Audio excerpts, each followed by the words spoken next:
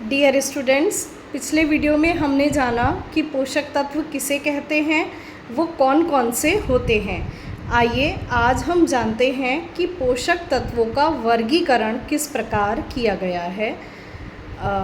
Dear students, हर पोषक तत्व का हमारे शरीर में अलग अलग कार्य है, तो पोषक तत्वों का वर्गीकरण कार्य के अनुसार भी किया गया है और प्रत्येक पोषक तत्व की हमारे शरीर में अलग अलग मात्रा में आवश्यकता होती है। उदाहरण के लिए कुछ पोषक तत्व हमें अधिक मात्रा में चाहिए, जबकि कुछ पोषक तत्व हमें कम मात्रा में चाहिए। तो पोषक तत्वों का वर्गीकरण उनकी आवश्यकता के अनुसार या उनकी मात्रा के अनुसार भी किया गया है। तो सबसे पहले हम जानते हैं कि पोषक तत्वों का वर्गीकरण उनकी मात्रा के अनुसार या उनकी आवश्यकता के अनुसार किस प्रकार किया गया है। हमारे 6 पोषक तत्व हैं।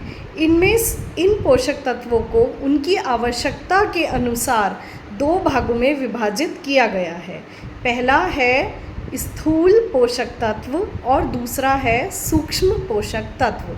स्थूल पोषक तत्व यानी कि मैक्रोन्यूट्रिएंट्स या स्थूल पोषक तत्व। दूसरे हैं माइक्रोन्यूट्रिएंट्स या सूक्ष्म पोषक तत्व।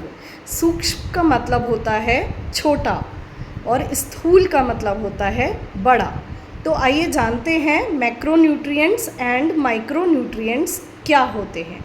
मैक्रोन्यूट्रिएंट्स या स्थूल पोषक तत्व वो पोषक तत्व हैं जिनकी दैनिक आहार में अधिक मात्रा में आवश्यकता होती है।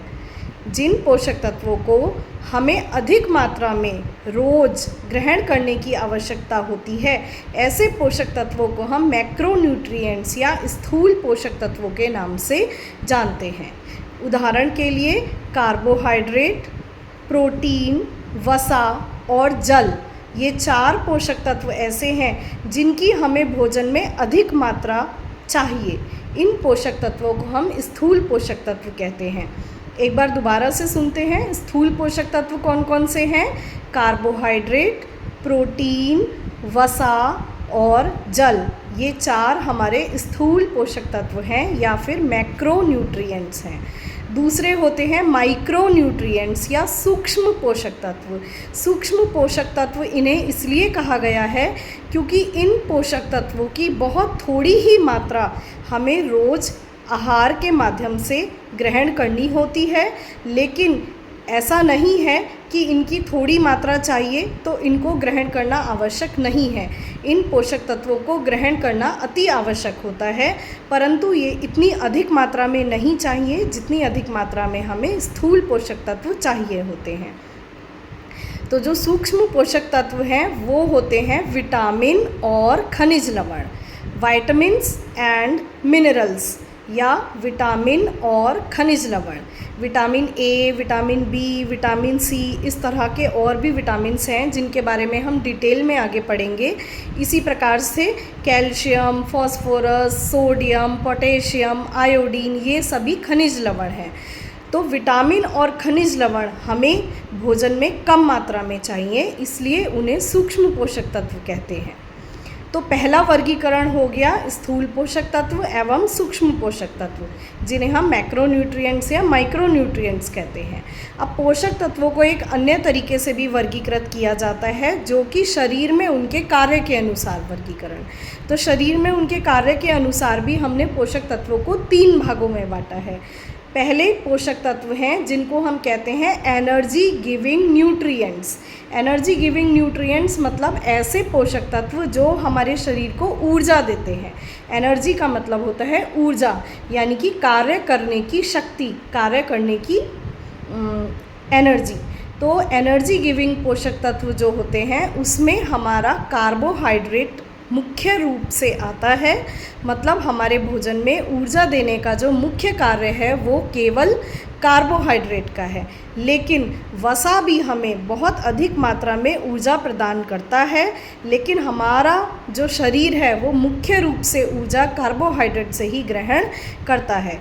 तो जो पहला वर्गीकरण है जिसमें है एनर्जी गिविंग फूड या ऊर्जा देने वाले पोषक तत्व, उसमें हमारे कार्बोहाइड्रेट और वसा आते हैं। फिर दूसरे हैं बॉडी बिल्डिंग न्यूट्रिएंट्स या शरीर का निर्माण करने वाले पोषक तत्व। शरीर का निर्माण करने वाले पोषक तत्व जिनमें मुख्य रूप से प्रोटीन आता है। प्रोटीन एक ऐसा पोषक तत्व है जो हमारी शरीर की कोशिकाओं का निर्माण करता है, हमारे शरीर की अंगों का निर्माण करता है और हमारे शरीर में होने वाली टूट फूट की मरम्मत करता है। तो इसीलिए प्रोटीन को बॉडी बिल्डिंग न्यूट्रिएंट कहा गया है या शरीर निर्माण करने वाला पोषक तत्व कहा गया है। और तीसरा है प्रोटेक्टिव एंड रेगुलेटरी न्यूट्रिएंट्स, मतलब शरीर की रक्षा करने वाले और शरीर की क्रियाओं को सुचारू रूप से चलाने वाले पोषक तत्व। तो ऐसे जो पोषक तत्व हैं जो हमारे शरीर की बीमारियों से रक्षा करते हैं और हमारे शरीर के अंदर चल रही सभी प्रक्रियाओं को सुचारू रूप से चलाते हैं, वो पोषक तत्व हैं विटामिन, खनिज लवण और जल। एक बार फिर से सुनिए, शरीर की क्रियाओं को सुचारू रूप से चलाने वाले और शरीर की बीमारियों से रक्षा करने वाले जो पोषक तत्व हैं वो हैं विटामिन, खनिज लवण और जल। तो इस प्रकार हमने 3 भागों में पोषक तत्वों को बांटा। पहला था एनर्जी गिविंग। एनर्जी गिविंग में कार्बोहाइड्रेट एवं वसा आते हैं। दूसरा है बॉडी बिल्डिंग। बॉडी बिल्डिंग में प्रोटीन आता है और साथ ही कुछ खनिज लवण जैसे कि कैल्शियम, फास्फोरस, आयरन, क्योंकि इनसे हमारी दांतों का, हमारी हड्डियों का और रक्त का निर्माण भी होता है, लेकिन मुख्य तौर पर प्रोटीन ही आता है। और तीसरी कैटेगरी है शरीर की रक्षा करने वाले पोषक तत्व, इसमें विटामिन और खनिज लवण आते हैं।